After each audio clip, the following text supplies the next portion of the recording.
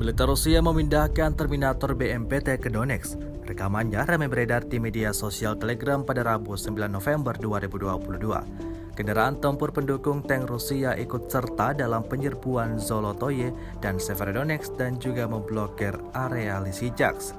Persenjataan Terminator meriam otomatis 2A42 30mm yang dipasangkan senapan mesin 7,62 mm, peluncur granat otomatis AG-17D, dan kornet ATGM. Kembali pada tahun 2017, kendaraan diuji dalam operasi melawan jihadis di Suriah Tengah.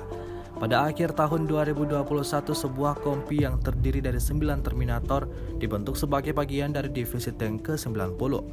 BMPT Terminator Rusia dirancang untuk beroperasi sebagai bagian dari unit tank untuk secara efektif menekan tenaga musuh yang dipersenjatai dengan peluncur granat, ATGM, dan senjata ringan.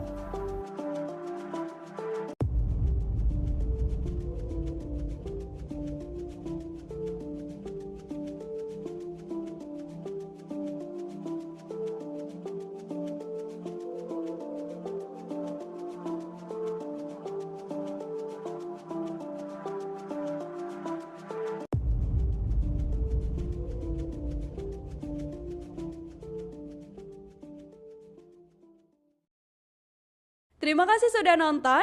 Jangan lupa like, subscribe, dan share ya.